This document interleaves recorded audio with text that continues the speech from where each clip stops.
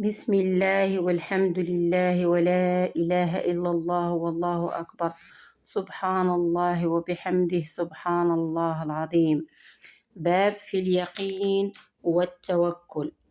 قال الله تعالى: ولما رأى المؤمنون الأحزاب قالوا هذا ما وعدنا الله ورسوله وصدق الله ورسوله وما زادهم إلا إيمانا وتسليما.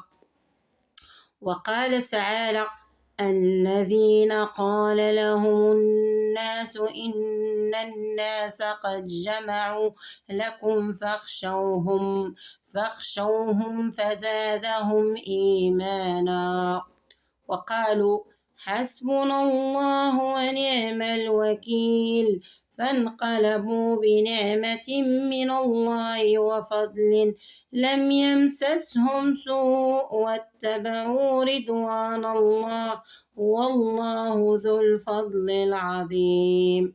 وقال تعالى: وتوكل على الحي الذي لا يموت. وقال تعالى: فإذا عزمت فتوكل على الله. ومن بعض الأحاديث عن ابن عباس رضي الله عنهما أيضا قال: حسبنا الله ونعم الوكيل.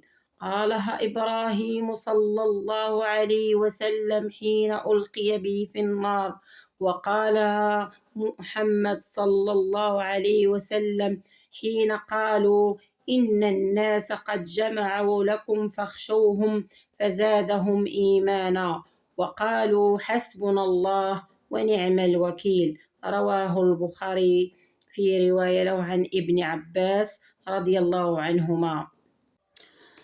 وعن أبي بكر الصديق رضي الله عنه عن عبد الله بن عثمان بن عامر بن عمر بن كعب بن سعد بن تيم بن مرة بن كعب بن لؤي بن غالب القرشي التيمي رضي الله عنه، هو وأبوه وأمه صحابة رضي الله عنهم، قال: نظرت إلى أقدام المشركين ونحن في الغار وهم على رؤوسنا، فقلت: يا رسول الله، لو أن أحدهم نظر تحت قدميه لأبصرنا. فقال: ما ظنك يا أبا بكر باثنين الله ثالثهما. متفق عليه. وعن أنس رضي الله عنه قال: قال رسول الله صلى الله عليه وسلم: من قال إذا خرج من بيته: بسم الله توكلت على الله ولا حول ولا قوة إلا بالله، يقال له هديت وكفيت ووقيت وتنحى عنه الشيطان. رواه أبو داود والترمذي والنسائي. وقال الترمذي: حديث حسن. زاد أبو داود فيقول الشيطان للشيطان آخر: كيف برجل قد هدي وكفي ووقي.